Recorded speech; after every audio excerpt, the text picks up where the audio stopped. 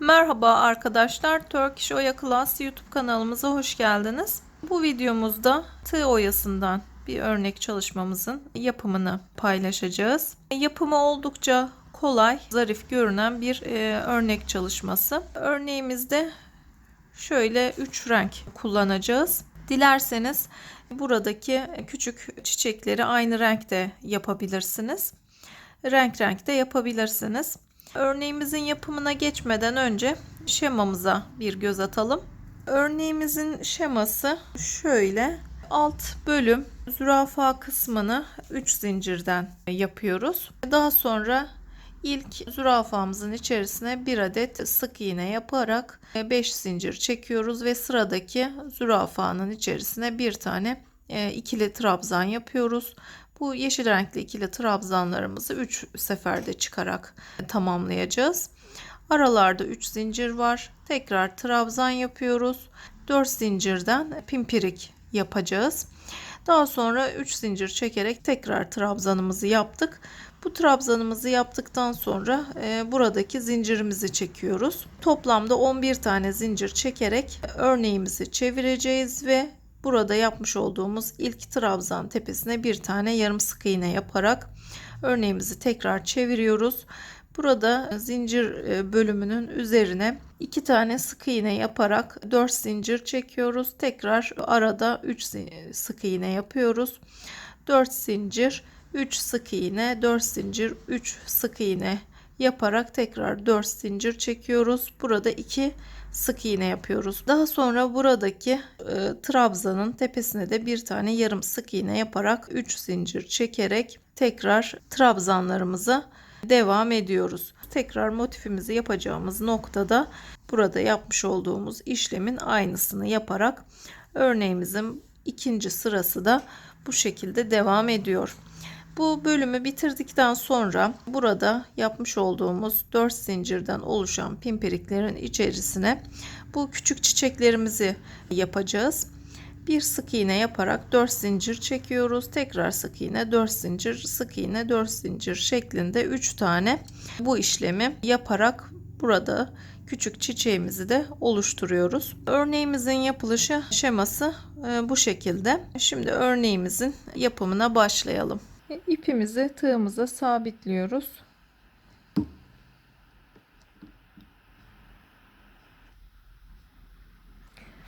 Ve şöyle zürafa bölümümüzü yaptık, hazırladık.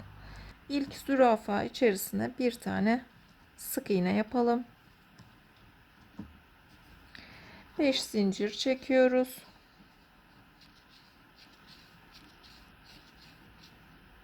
Bir kere tığımıza ip dolayarak sıradaki zürafa içerisine bir tane ikili trabzan yapıyoruz. Bu ikili trabzanlarımızı önce bir ipin içerisinden, daha sonra da iki ipin, daha sonra tekrar iki ipin içerisinden çıkartarak bu şekilde tamamlayacağız. 3 zincir çekiyoruz.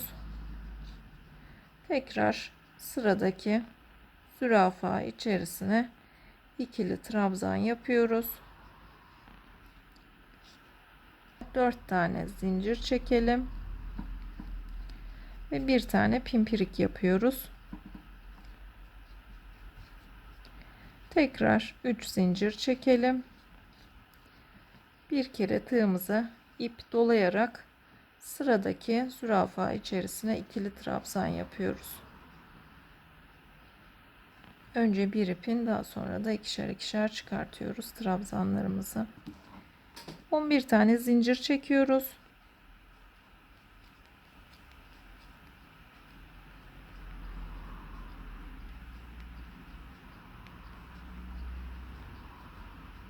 Örneğimizi çeviriyoruz ve burada pimpirik yapmış olduğumuz trabzanın yanındaki trabzanımızın tepesine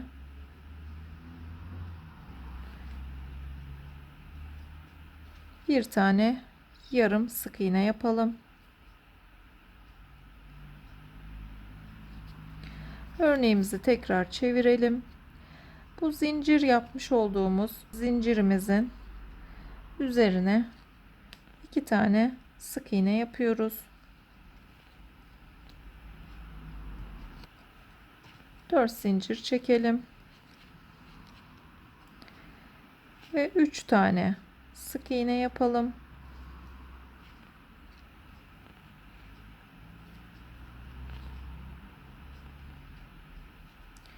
Tekrar 4 zincir çekiyoruz ve yine 3 tane sık iğne yapalım.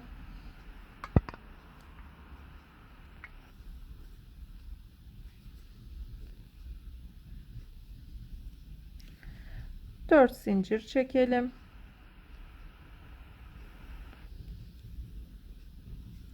Tekrar 3 tane sık iğne yapıyoruz.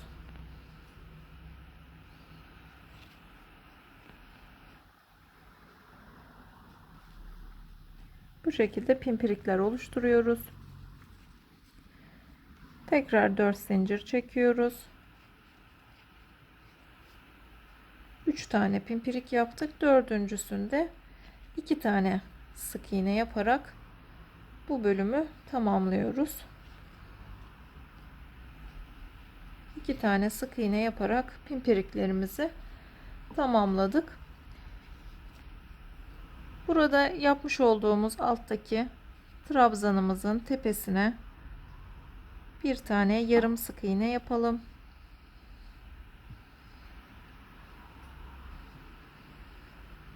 Evet, yarım sık iğne yaparak bu bölümü tamamladık. Burada örneğimizin küçük kutucuklar yapmaya devam ediyoruz. 3 tane zincir çekiyoruz. Bir tane ikili trabzan yapalım.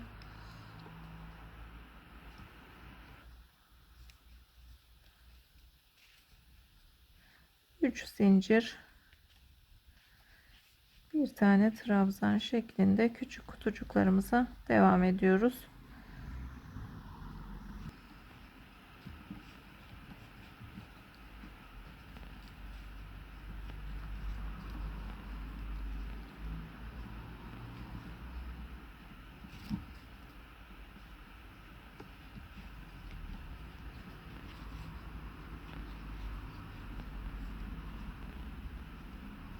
Evet, 3 zincir, bir ikili trabzan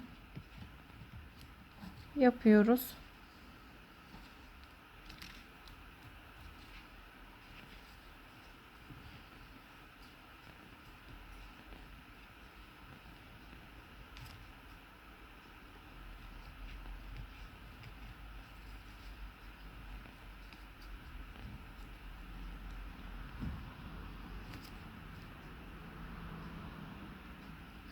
Evet, bu şekilde arada 6 tane kutucuk yapıyoruz.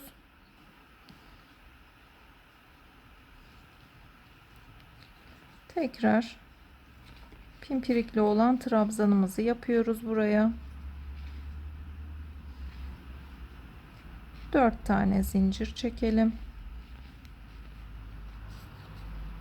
Ve bu trabzanımızın üzerine bir tane pimpirik yapıyoruz. 3 zincir çekerek tekrar ikili trabzanımızı yapalım.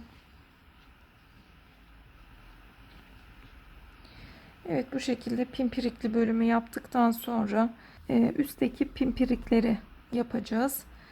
11 tane zincir çekelim.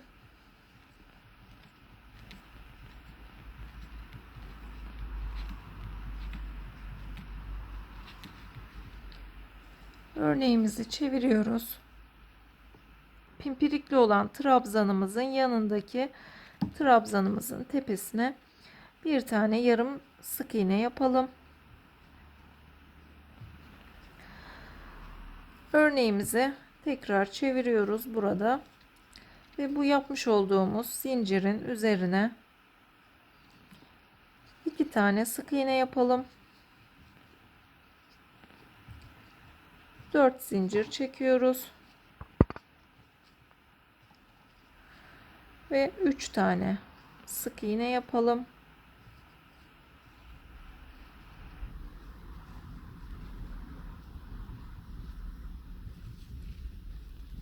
Tekrar 4 zincir, tekrar 3 tane sık iğne yapıyoruz.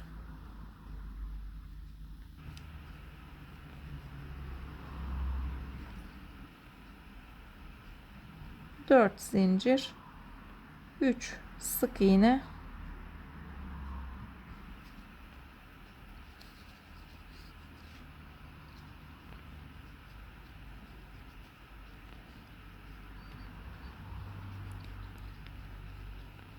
4 zincir, en son bölüme 2 tane sık iğne yapıyoruz.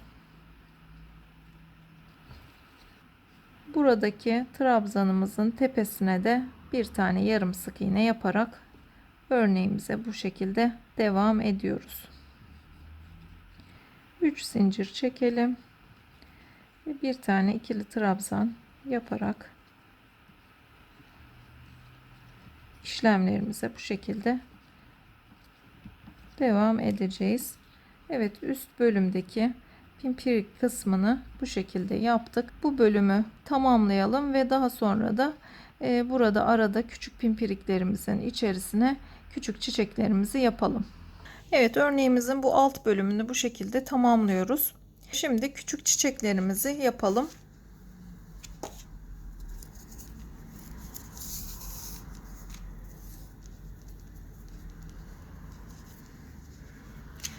İpimizi tığımıza sabitleyelim. Burada yapmış olduğumuz küçük pimpiriklerimizin içerisine batalım. Bir tane sık iğne yapıyoruz. 4 zincir çekelim. Ve tekrar aynı pimpirik içerisine bir sık iğne yapıyoruz. Tekrar 4 zincir. Tekrar sık iğne. Bir tane daha 4 zincir çekiyoruz. Tekrar aynı pimpirik içerisine bir sık iğne yapıyoruz. Ve bu şekilde 3 kere yaparak bu işlemi böyle küçük minik bir çiçek yapmış olduk. Evet, çiçeğimizin yapılışı da bu şekilde. 4 zincirden 3 tane pimpirik yapıyoruz ve diğer buradaki pimpiriklerimizin içerisine de bu şekilde çiçeklerimizi tamamlayalım. Evet, örneğimizi bu şekilde tamamladık. Çıtı pıtı güzel, zarif bir örnek çalışmamızı yapmış olduk. Örneğimizin şemasına ve Facebook, Instagram hesaplarımıza videomuzun alt bölümünde yer alan yazılı açıklama kısmından ulaşabilirsiniz. Bizi izlediğiniz için teşekkür ederiz. Bir sonraki videomuzda görüşmek üzere.